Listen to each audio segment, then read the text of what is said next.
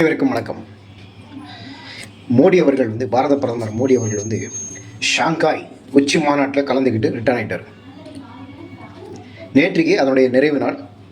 எல்லாரும் பார்த்துருப்பாங்க. உலகம் முழுவதுமே பார்த்திங்கன்னா இந்த ஷாங்காய் உச்சி மாநாட்டில் கலந்துக்கிட்ட ஒரு முக்கியமான 3 பேரை தான் பார்த்திங்கன்னா அவங்க சுற்றி வந்தாங்க. இன்றைக்கி உலகம் முழுவதும் இருக்கக்கூடிய நாடுகளில் இருக்கக்கூடிய ஊடகங்கள் எல்லாமே பார்த்திங்கன்னா இந்த 3 பேரோட மீட், அவங்க என்ன பேசியிருப்பாங்க, என்ன ஏது, அதை பற்றியே பார்த்திங்கன்னா நிறைய ஒரு பக்கம் விமர்சனங்கள் பார்த்திங்கன்னா அமெரிக்க பத்திரிகைகள் சில தான் விமர்சனங்கள் விட்டுருக்கும். மற்றதெல்லாம் பார்த்திங்கன்னா இந்த 3 பேரையுமே பார்த்திங்கன்னா சுற்றி வந்தாங்க. அவங்க என்ன பேசியிருப்பாங்க, இந்த 3 பேர் சேர்றதுனால என்ன நடக்கும், என்ன ஏதுங்கிறத பற்றியே தான் பார்த்திங்கன்னா கேமராக்கள் எல்லாமே சுற்றி வந்தது. யார் அந்த 3 பேர் அப்படின்னு பார்த்திங்கன்னா பாரத பிரதமர் மோடி, ரஷ்ய அதிபர் விளாடிமிர் புட்டின், அதுவும் இல்லாமல் சீன அதிபர் ஜி ஜின்பிங். இந்த 3 பேரை தான் பற்றி நிறைய செய்திகள் பூரா பார்த்திங்கன்னா இன்றைக்கி ஊடகங்கள் செய்திகள் வெளியிட்டது பூரா இந்த 3 பேரை பற்றி தான்.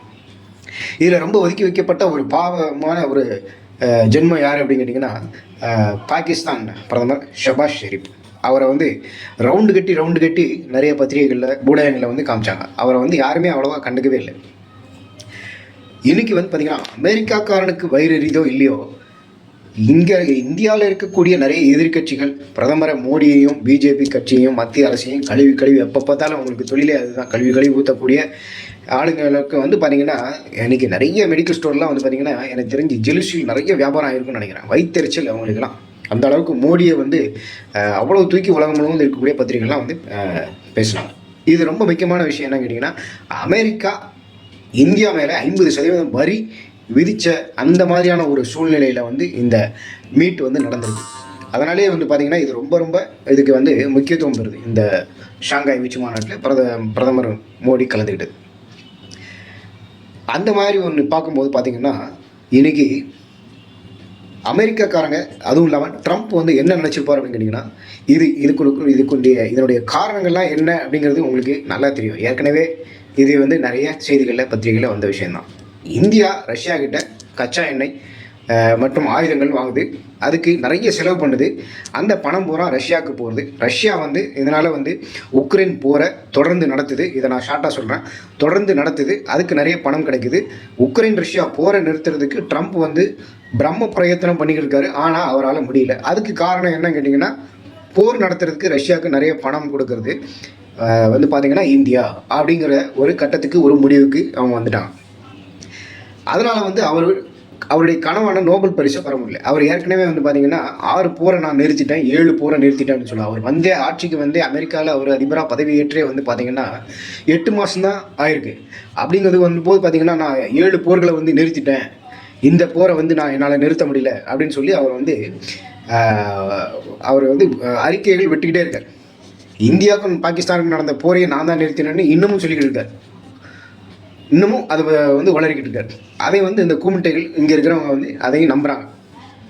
இதில் என்ன ஒரு பியூட்டி அப்படின்னு கேட்டிங்கன்னா, பாகிஸ்தானில் இருக்கிறவங்களே அந்த அமைச்சரே சொல்லிட்டாரு, நாங்கள் தான் இந்தியா கிட்ட போரை நிறுத்தணும்னு சொல்லி வலியுறுத்தணும், அதனால தான் நிறுத்திட்டாங்க. ஆனால் அவங்களே சொல்லிட்டாங்க. அப்படின்றதும் அவங்க இது பண்ணிட்டு இருக்காங்க. சரி, ஓகே, அதை நம்ம இப்போ இது பண்ண வேண்டியதில்லை.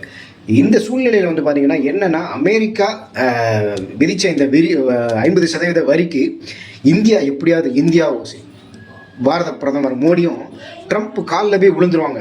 அமெரிக்காவுக்கு போய், ஐயா சாமி, எங்களுக்கு இந்த மாதிரி வரி விதிச்சிங்கன்னா எங்களால் தாங்க முடியாது, கட்டுப்படியாகாது, எங்களுக்கு எங்கள் பொருளாதாரமே அழிஞ்சு போயிடும், அதனால் தயவுசெய்து எங்களை அந்த வரியை குறைச்சிருங்கன்னு சொல்லி காலில் போய் விழுந்து கதறுவாங்கன்னு ட்ரம்ப் நினச்சார். ஆனால் அது மோடி கிட்ட நடக்குமா அப்படிங்கிறத கொஞ்சம் யோசிக்கணும். இதற்கு முன்னாடி இருந்தவங்க எப்படி அப்படிங்கிறது எல்லாருக்கும் தெரியும். ஆனால் மோடி எடுத்துக்கொண்டிருக்கக்கூடிய நடவடிக்கைகள்லாம் பார்த்திங்கன்னா ட்ரம்ப் காலில் போய் மோடி விழறதுக்கு வாய்ப்புகள் இருக்குதா? அவர் பதவியேற்றதுலேருந்து அவர் எடுத்துக்கிட்டு இருக்கக்கூடிய அதிரடி நடவடிக்கைகள் எல்லாமே பார்த்திங்கன்னா தெரியும். அப்படி இருக்கும்போது இந்த வரி விதிப்பினால் அமெரிக்காவுக்கும் மோடிக்கு காலில் போய் விழுந்துருவாரா? மோடி ட்ரம்ப் காலில் போய் விழுந்துருவாரா? அவ்வளோ சீக்கிரத்தில் அந்த மாதிரி நடந்துரும்னு அவர் எதிர்பார்த்தாரு. ஆனால் அதுக்கு எதிராக இந்த ட்ரம்ப்புக்கு அமெரிக்காவுக்கு எதிராக என்ன பண்ண முடியும், என்ன பண்ணலாம் அப்படின்னு யோசித்து கரெக்டாக அந்த ஷாங்காய் உச்சி மாநாடு ஒரு சரியான ஒரு சூழ்நிலையில் நடந்தது.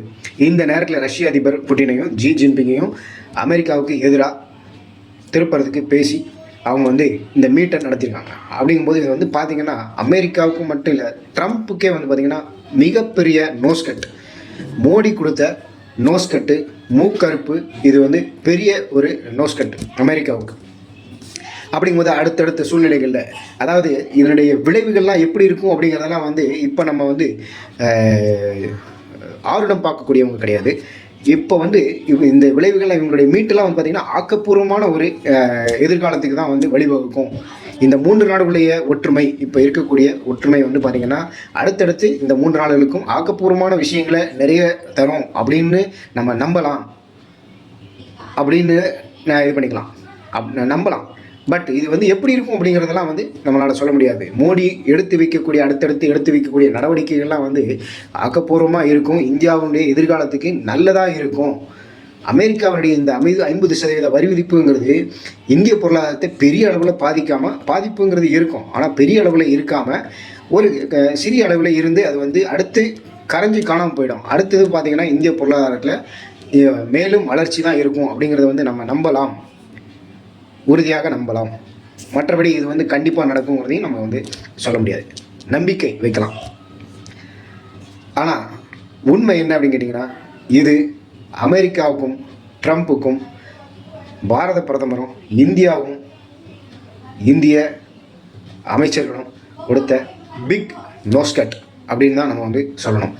இந்த நோஸ்கட்டை பொறுக்க முடியாமல் அமெரிக்காவில் ட்ரம்ப்பினுடைய ஆதரவாளர்கள், அவருடைய ஆலோசகர்களாக இருக்கக்கூடியவங்க, நெருங்கிய ஆலோசகர்களாக இருக்கக்கூடியவங்க வந்து பார்த்திங்கன்னா ப்ரெஸ் மீட்டில் நிறைய உளர்றாங்க. அதாவது தர்க்க ரீதியாக எதிர்க்க முடியாதவங்க வந்து பார்த்திங்கன்னா, கருத்தியல் ரீதியாக தர்க்க ரீதியாக எதிர்க்க முடியாதவங்க வந்து பார்த்திங்கன்னா உளவியல் ரீதியாக வந்து என்ன பண்ணுவாங்க, தாக்குதல் நடத்துவாங்க. அதே மாதிரி தான் இன்றைக்கி வந்து ட்ரம்ப்பினுடைய ஆதரவாளர்கள் வந்து பார்த்திங்கன்னா உளவியல் ரீதியாக இந்தியாவை பாரத பிரதமர் மோடியையும் மேலேயும் தாக்குதல் நடத்துகிறாங்க.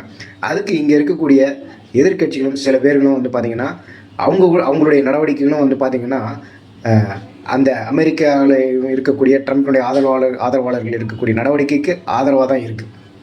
அப்படிங்கிறதையும் நம்ம வந்து சமீபத்திய சம்பவங்கள் மூலமாக பார்க்குறோம். எப்படி இருந்தாலும் சரி, இந்த 3 நாடுகள், ரஷ்யா, சீனா, இந்தியா, இந்த 3 நாட்டு அதிபர்களும் பிரதமரும் எடுத்த சந்திப்பு, அதனுடைய எடுக்க போகிற நடவடிக்கைகள் எல்லாமே வந்து இந்தியாவுக்கு எந்த ஒரு பெரிய பாதிப்பையும் தராமல் பொருளாதாரத்தை ஆக்கப்பூர்வமாக இருக்கும் அப்படிங்கிறத நம்ம நம்பலாம். அடுத்த ஒரு வீடியோ பதிவில் நான் சந்திக்கிறேன். அதுவரை நன்றி. நம்ம சேனலுக்கு இது வரைக்கும் நீங்கள் சப்ஸ்கிரைப் பண்ணலைன்னா சப்ஸ்கிரைப் பண்ணுங்கள். நிறைய ஆக்கப்பூர்வமான விஷயங்களை பற்றி இந்த சேனலில் வந்து நான் வந்து பேசிக்கிட்டு இருக்கேன். எதிர்மறையான விஷயங்கள் நமக்கு தேவையில்லை. பாசிட்டிவ் விஷயங்கள் தான் வந்து நம்மளை வந்து நல்ல விதமாக முன்னோக்கி நம்மளை வந்து நகர்த்தும் அப்படிங்கிறத பரிபூர்ணமாக நம்புகிறேன். நன்றி. மீண்டும் சந்திப்போம்.